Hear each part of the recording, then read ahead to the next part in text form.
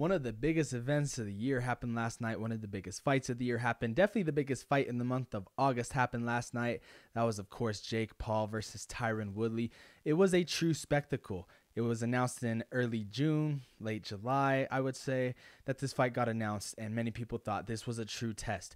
We are going to see if Jake Paul is for real. We are going to see if he is a true fighter, and we're going to see how Tyron Woodley looks in a boxing ring. Let's not forget, Tyron Woodley lost his last 4 UFC fights. Not only lost his last 4 UFC fights, he did not win a round. He has lost 16 straight rounds, but not to just anybody's, not to just pushovers. He's lost to the best of the best, that being the now one of the best pound-for-pound fighters on the planet, Kamaru Usman, then losing to Gilbert Burns, title challenger, then Colby Covington, another title challenger who gave Kamaru Usman one of his toughest fights to date, and then Vicente Luque, who cannot seem to be beat these days. He is on the come up, one of the UFC's brightest, youngest stars. But this is a boxing match, and anything can happen. Tyron Woodley is a true mixed martial artist, and I think that's what made this fight really palpable, made it really competitive, is that Tyron Woodley is known for his hands. Unlike Ben Askren, unlike Nate Robinson, and unlike Anderson Gibb, Jake Paul has arguably not have beaten any significant fighter on his resume. Not one. Ben Askren, if this was a wrestling match, he would have beat Jake Paul. But instead, Jake Paul made him look like less of a man. So, atmosphere was electric. Everything was electric. There wasn't that many celebrities, but of course you had the king of comedy and Dave Chappelle there. He was going for Tyron Woodley.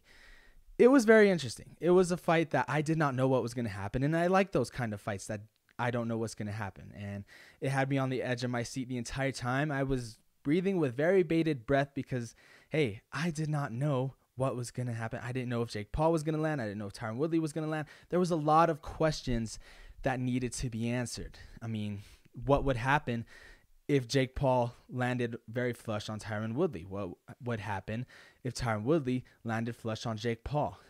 If the fight went longer, who would it favor more? The first round came out, Jake Paul has the colors of Cleveland. Tyron Woodley looks a little bit different in the world of boxing, and he was trying to, make a statement. Both of these guys really had something to prove. One, that Tyron Woodley can really cross over and have the success that he had back in MMA. And 2, Jake Paul wants to prove, as I mentioned earlier, that he is for real. And let's not forget that boxers versus MMA fighters seem to be 3-0, according now to yesterday, but 2-0. Jake Paul defeated Ben Askren, and then Floyd Mayweather beat Conor McGregor. So 2-0, looking to be 3-0. Now, first round was a little bit more of a feeling out process. It seemed to be as if Tyron Woodley couldn't really get off, only threw 6 punches while Jake Paul landed 6 punches. I thought that was going to be a round where one was going to exert their energy most. I thought it would be Jake Paul, and it turns out he was just pepping, using his jab, a true feeling out round. Then, as the fight went on, Jake Paul really started finding his own. That right to the body, left hand upstairs was truly there for Jake Paul. It seemed to be money in the bank. Tyron seemed very neutral, and that's what happened in the last 4 losses that he's had, is that he was stuck in neutral, and that is the main concern I had, is if Jake Paul presses forward, is Tyron Woodley going to be able to use his angles and dart in and out, and maybe even not even get touched by Jake Paul? But, that's just how it was. Woodley, the entire fight, seemed to be pushing forward. He seemed to be pushing the action, but for the first few rounds, he just did not do anything, it seemed like. He wasn't using his jab. He wasn't using his angles until the 4th round, where it seemed like Woodley was getting a little bit loose and then landed an overhand right that had Jake Paul literally on the ropes, as you see in my picture there. It is truly insane that Tyron did not capitalize. I just watched this fight again today. Landed that overhand right. If he would have just came up with the left hook, he would have landed hard and at least truly dropped Jake Paul. Now, I'll go into if it was a knockdown later or not and how that could have affected the scoring. But that was Tyron's definitely biggest moment. Tyron Woodley had the biggest moment of the fight. Jake Paul did not drop Tyron Woodley. He landed punches. In those first few rounds, Jake Paul was definitely outboxing Tyron Woodley. And that's not a strategy I thought I would see from Jake. I thought I would see, all right, I'm going to come at Tyron and I'm going to come at him hard. And there's no way that's going to end. All right. So the fight keeps going. Jake is fighting very patient, but he's putting everything into every shot. He's doing what Canelo does. And this is just a testament to Canelo's gas tank, because Jake Paul was throwing everything in every shot. So therefore, we see Jake gassed. I say about the 5th, 6th round, as the more the fight went on, Jake gassed. Tyron Woodley is still pushing forward on Jake Paul, but he's not really landing anything. And at this point, Jake Paul is simply just pot-shotting, simply waiting for him to muster up enough energy to throw one hard shot. Now, he did. He landed some really great punches. He even backed up Tyron a few times. He even threw a few combinations towards the end of the fight, but he was gassed. All right, you take it into the later rounds. We have not seen Jake Paul in the later rounds. The longest fight he had up until that point was that win against Nate Robinson, where that fight went to the 2nd round. So we haven't seen much from Jake Paul.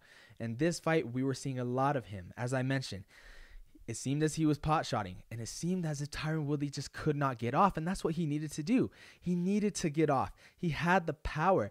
Whenever Tyron Woodley used his jab, good things would happen. Even if it was a miss, even if it was a simple feint, he would land on Jake Paul. But he was just seeming to headhunt almost. He was seeming to truly be stationary in front of Jake Paul, where Jake Paul did an amazing job of not getting hit. Albeit he did get hit a few times, almost got dropped, but he did a good job of not standing still and not getting hit. That is what I was impressed most by him, was that he was just hit and not get hit. That was perfect. But as the fight went on, Jake Paul seemed to be very gassed. And the 8th round, Jake Paul's ahead on points.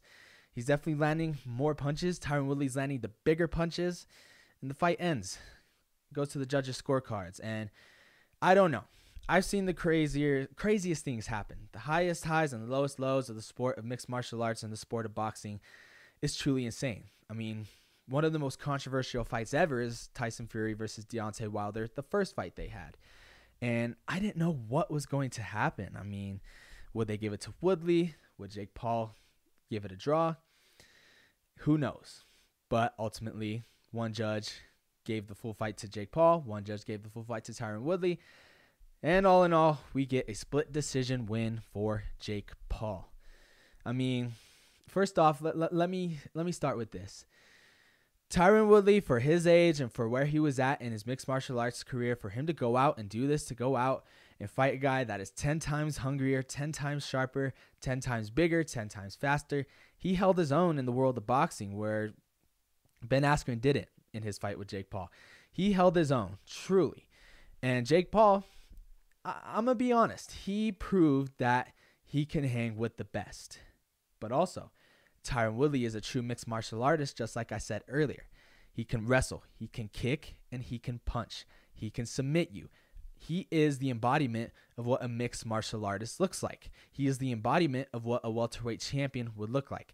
If I show someone what a champion is, I would show them highlight reels of Tyron Woodley for mixed martial arts. That's plain and simple. And as I mentioned, that's what made this fight more interesting. But Jake Paul proved he is not no joke. He proved that he can throw combinations together. He proved that, he could take a punch. He proved that he can truly outlast damage that he was able to take. But definitely, the bigger punches went Tyron's way. The more volume punches went to Jake's way. You can rule that a knockdown in round 4 where Jake Paul got sent through the ropes. And if the ropes weren't there, who knows? Tyron maybe would have landed a few more punches. That should have been called a knockdown, I believe. And if it was called a knockdown, we'd be having a different conversation. I think the fight would have been a draw, but on paper and statistically wise, the right fighter won. Let's be real. The right fighter won. As I mentioned, all the attributes that Jake Paul had in this fight definitely paid off, and that won him the fight. Now, it's definitely touch and go.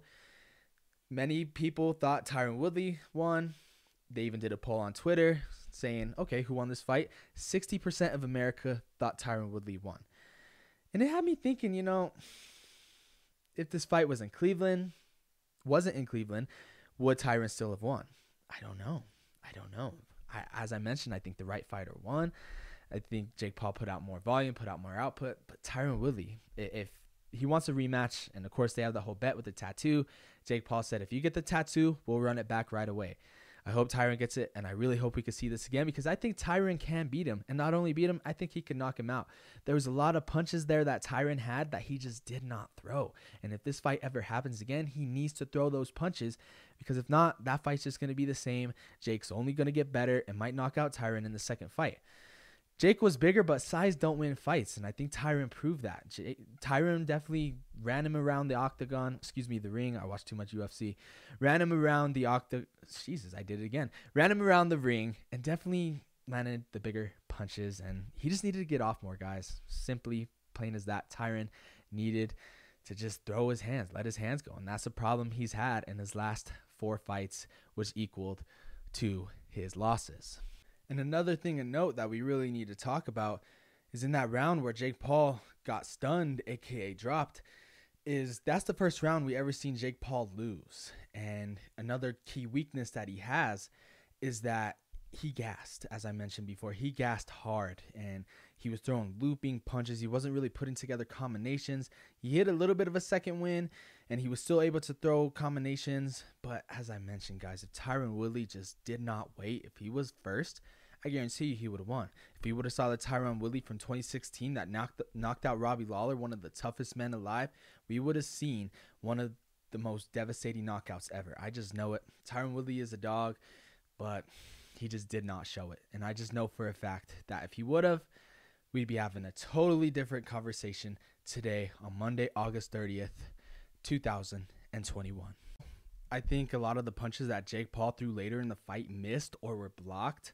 Judges obviously saw it differently. A lot of these judges don't really know a good punch when it lands right in front of them. And also, you look at the scoring, Jake Paul definitely won the first 3 rounds. Tyron the 4th. I thought he won the 5th. I thought he won the 6th. I thought Jake won the 7th. And I believe Tyron won the 8th. But it was close. I believe all in all it should have been a draw, which would lead to one of the biggest rematches in boxing history. And this just goes to show that quality entertainment is what's ruling the world of combat sports. It's no longer about skill. It's no longer about any of that. You see YouTubers versus TikTokers. This is truly about entertainment.